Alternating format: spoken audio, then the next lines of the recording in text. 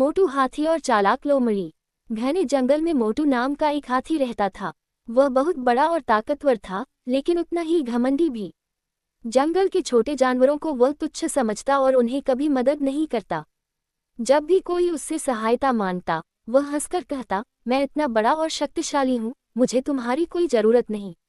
मोटू का घमंड। एक दिन जंगल में भीषण सूखा पड़ा।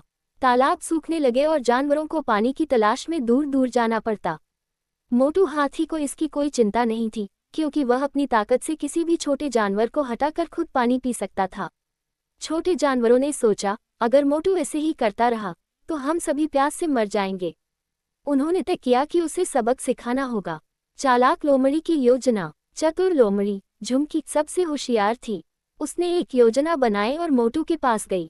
वह बोली, मोटू भाई, आपने सुना, जंगल के दूसरी ओर एक गुप्त तालाब है जिसमें मीठा और ठंडा पानी भरा हुआ है, लेकिन वहां सिर्फ बहादुर जानवर ही जा सकते हैं। मोटू ने आश्चर्य से पूछा, क्या सच में?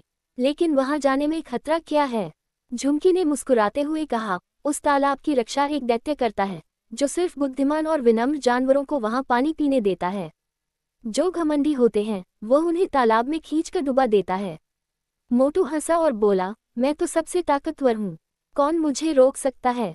मोटू की परीक्षा। झुमकी मोटू को तालाब तक ले गई। यह एक गहरा दलदल था, लेकिन मोटू को लगा कि यह पानी का तालाब है। जैसे ही उसने पानी पीने के लिए कदम बढ़ाया, वह गहरे कीचड़ में फंसने लगा। वह घबरा कर चिल्लाया, अरे, यह क्या हो रहा है? मुझे बचाओ। झुमकी ने हंसते हुए कहा, मोटू भाई, अब तो आपकी ताकत भी बेकार है। अब आपको छोटे जानवरों की मदद लेनी होगी। मदद की ताकत। मोटू को अपनी गलती का एहसास हुआ।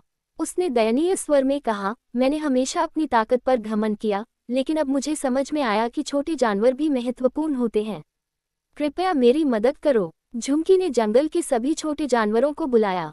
उन्होंने मिलकर बेलों और लकड़ियों की मदद से मोटू को बाहर निकाला। सबक और बदलाव। मोटू अब बदल चुका था। वह समझ गया कि सिर्फ ताकत ही नहीं, बल्कि एकता और समझदारी भी जरूरी होती है। उसने जंगल के सभी जानवरों से माफी मांगी और वादा किया कि वह अब हमेशा सबकी मदद करेगा। शिक्षा। इस कहानी से हमें ये सीख मिलती है कि घमंड कभी अच्छा नहीं होता। हमें दूसरों की इज्जत करनी चाहिए, क्योंकि हर कोई किसी न किसी तरह से महत्वपूर्ण होता है।